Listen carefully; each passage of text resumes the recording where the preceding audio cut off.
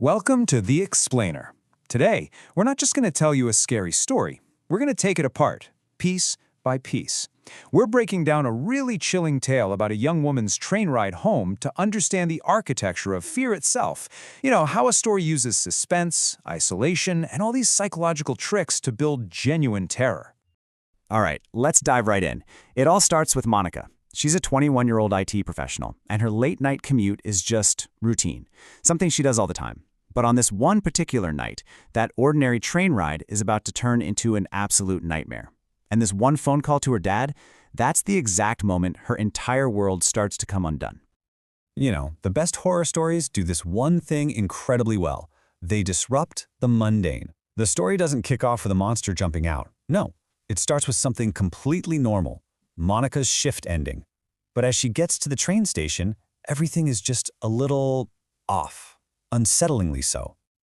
What's so clever here is how this story just layers on these small, creepy details. A glitching sign at the station, a sudden power flicker across the platform, a train pulling in with almost nobody on it. Now, any one of these things by itself is just a minor annoyance, right? But we put them all together and they create this powerful sense of unease. It's a signal to all of us that the normal rules just don't apply anymore. And this is the first real shock. It isn't a ghost or a jump scare, it's just this profound, sudden isolation. She wakes up on a moving train and she is completely alone. This is such a classic horror setup because it taps into one of our deepest, most primal fears. I mean, we are psychologically wired to find safety in numbers. So when you suddenly take that away, you're left feeling totally exposed and helpless.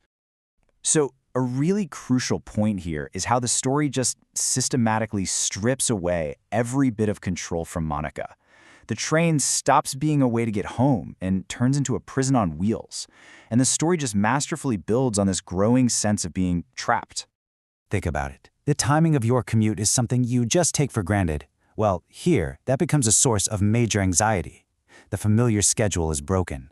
That 10-minute ride is now 20, then 30 minutes long. And that confirms to Monica, and to us, that something is terribly, terribly wrong. And this is such a brilliant, modern twist on horror. Technology, right?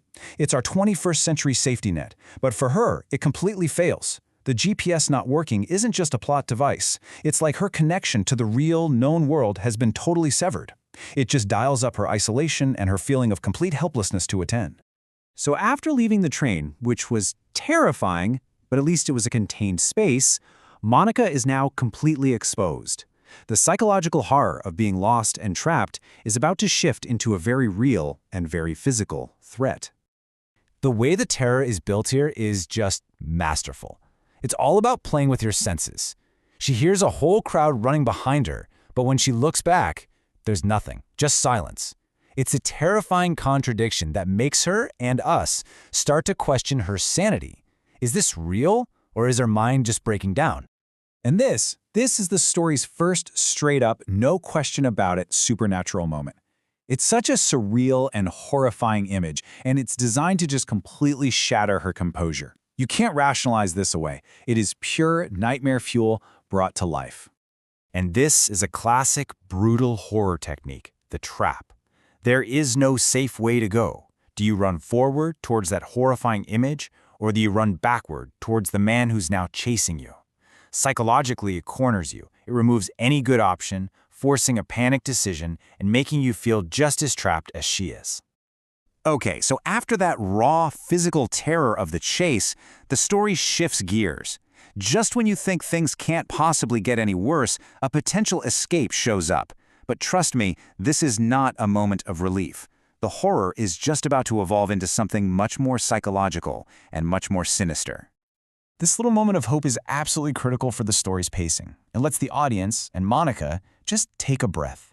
You lower your guard for a second, and that makes the reveal that's coming next about 10 times more shocking and effective. And there it is, a devastating betrayal. Her would-be savior is actually her pursuer in disguise. This is the exact moment that all hope of escape is just gone. The monster isn't just chasing her anymore, it's toying with her. So, in a desperate panic, she escapes and runs right back to the only shelter she can think of, that empty train. It brings the whole story full circle. She's right back where her terror began, which just reinforces this awful idea that there is no escape. The train is both her prison and her only refuge. And now we get to the final, truly unsettling twist. This is the part of the story that makes you question everything you've just seen, and it's designed to leave this lingering sense of dread that sticks with you long after the story's over. Monica wakes up. She's on the train. A kind man tells her that her phone battery died and that he charged it for her. Everything seems normal. For a second, it feels like the nightmare is finally over, and we all get to breathe a huge sigh of relief. But then she looks at her phone, the one objective piece of technology, and it tells a very, very different story. She remembers so clearly talking to her father, hearing his voice, but her call log shows that none of those calls ever connected. The help and guidance she was relying on, it was never real. And this is the final, chilling blow. The physical evidence from the call log proves her experience was not a dream, and this last visual confirms that the threat is real and it has followed her back into her safe world. The nightmare isn't over, it's really just beginning.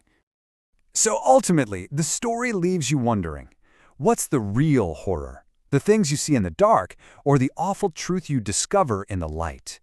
It suggests that maybe the greatest fear isn't just being chased, but that haunting, undeniable realization that you were never actually safe at all, and that the monster is still right behind you.